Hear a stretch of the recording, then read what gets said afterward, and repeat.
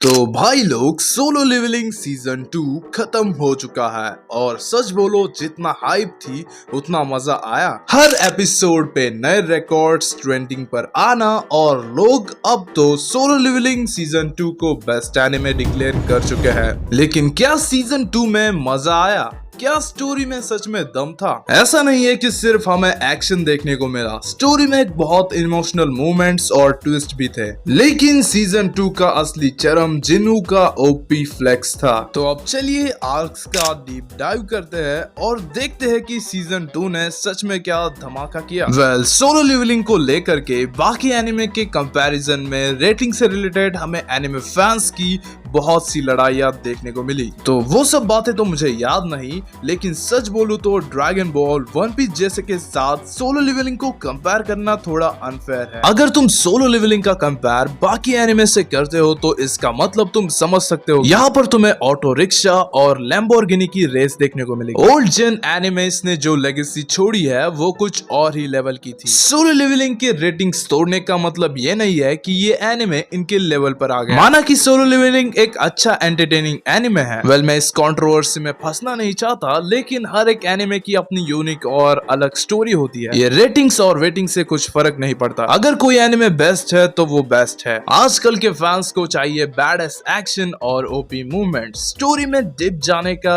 इनका मन ही नहीं है। और वही चीज अपना सोलो लेवलिंग करता है, स्टोरी को थोड़ा साइड में रख के एक्शन पे फुल फोकस करता है। और आजकल के न्यू जेन फैंस को यही सब देखना पसंद है। अब बात करते हैं सीजन 2 के स्टोरी की और जिन्नू के पावर अप सफर के बारे में। सीजन 2 वही से शुरू होता है जहाँ पर सीजन 1 एंड हुआ था। क्या मतलब मैं बकचोदी कर रहा हूँ? तुम लोगों को ये बात अच्छे से पता है कि जब सन जिन्वू को सिस्टम की पावर मिली तो उसने सब सिस्टम फाड़ दिया था। जिन्वू की पावर बढ़ने के साथ साथ उसकी रिस्पॉन्सिबिलिटीज भी बढ़ रही थी। इस बीच उसे काफी सारी परेशानियों का सामना भी करना पड़ा, लेकिन सबसे बढ़िया बात उसने सबकी बजा डाली, जैसे कि ये उसकी फुल टाइम जॉब। अगर हम बात करें मेजर आर्क्स के ब्रेकडाउन्स के बारे में, इस सीजन में हमें टोटल 4 आर्क्स देखने को मिली है, जिसमें से सबसे पहले आइस एल्व्स आर्क। इस आर्क में जिन्वू को सबसे पहले आर्मी बिल्डिंग का आइडिया मिला। रेड गेट डंजन में फंसा हुआ जिन्वू अपनी जिंदगी का सबसे बड़ा ट्रायल फेस कर रहा था। उस डंजन में हाई लेवल एस एल्व्स और बॉस बरुका को हराना इतना आसान नहीं था, लेकिन जिन्वू ने सिस्टम को तोड़कर पहली बार नेक्रोमेंसर पावर्स अनलॉक की। और भाई अराइज बोलते ही अनडेड आर्मी बिल्ड करके बरुका को ओपी स्टाइल में ठोक दिया। ये आर्क एंटरटेनमेंट के साथ फन को भी ऐड करती है। जो दूसरी आर्क हमें सीजन में देखने को मिली वो थी हाई ऑर्क्स आर्क। इस आर्क में हाई लेवल ऑर्क्स का टेरर दिखाया गया था, जो हंटर एसोसिएशन को भी धूल चटा रही थी। जिन्वू ने रेड गेट के बाद पहली बार सोलो रेड मोड में विलेज को प्रोटेक्ट किया। और भाई रूलर्स अथॉरिटी का फ्लेक्स देख के फैंस को समझ आया जिन्वू अब सिर्फ एक हंटर नहीं, एक शैडो किंग बनने वाला है। जो तीसरी आर्क हमें इस सीजन में देखने को मिली वो थी डीमन कैसल आर्क। इस आर्क में जिन्वू अपनी सारी लिमिट्स को तोड़ देता है। भाई डीमन कैसल आर्क में जिन्वू को अल्टीमेट पावर हाउस बनते हुए देखना फैंस के लिए सच में कमाल का मोमेंट था। 100 फ्लोर के डंजन को ग्राइंड करना और डीमन किंग बरान को पेल देना, ये सब मूवमेंट्स प्योर गूज़बम्प थे। यहाँ पर जिन्वू को डीमन किंग की पावर्स मिलती है। जिन्वू को उसका एमसी सिंड्रोम प्योर फॉर्म में अनलॉक कर दिया। जो लास्ट आर्क हमें सीजन में देखने को मिली वो थी जेजू आइलैंड आर्क। इस आर्क को लेकर के सोलो लेवलिंग फैंस के बीच काफी ज्यादा हाइप थी और यही आर्क सीजन 2 का फाइनल क्लाइमैक्स था। इस आर्क में हमें एस रैंक एंड क्वीन देखने को मिली और जिन्वू वर्सेस बेरू के फाइट में सच में मजा ही आ गया। लेकिन ये फाइट उस लेवल पर नहीं गई जिस लेवल पर जानी चाहिए थी। इसका फाइनल मूवमेंट काफी अच्छा था। बेरू को अराइज करके शैडो आर्मी में शामिल करना, भाई सच में वो मूवमेंट एकदम लेजेंडरी था। सच बोलूं तो इस फाइट में थोड़ी इंटेंसिटी की कमी थी, लेकिन जितनी थी उतनी काफी है।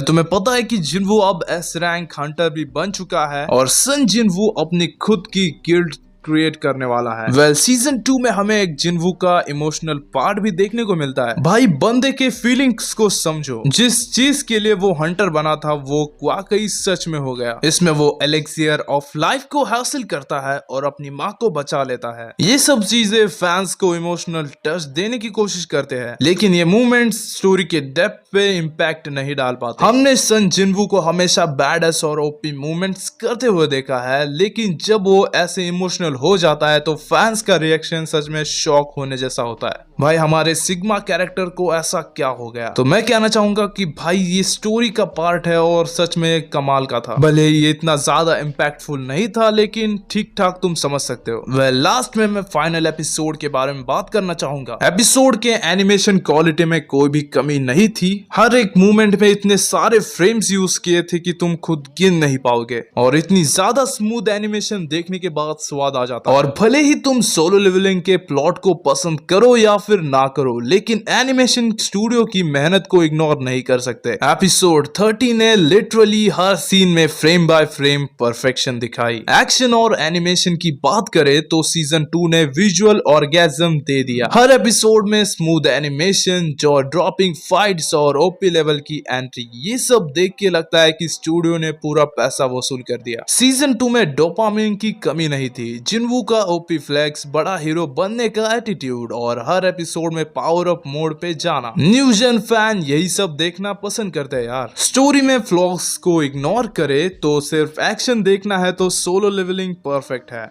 मतलब भाई बोर बैठने से बेटर है ओपी एक्शन देख लो। तो भाई लोग, सोलो लेवलिंग सीजन 2 ने क्या अपने हाइप को जस्टिफाई किया, या ये सिर्फ एक न्यू जनरेशन का डोपामिन ब्लास्ट था? तुम लोग क्या सोचते हो कमेंट में जरूर बताना, और कमेंट करने जा ही रहे हो तो वहां पर सब्सक्राइब भी करके जाना। सोलो लेवलिंग को मैं देना चाहूंगा 10 आउट ऑफ 8। मतलब यार सही है ये एनिमे, जितने इसकी हाइप है उतने व्यूज आए तो मजा ही आ जाएगा। मैं एंड में यही कहना चाहूंगा, राइस।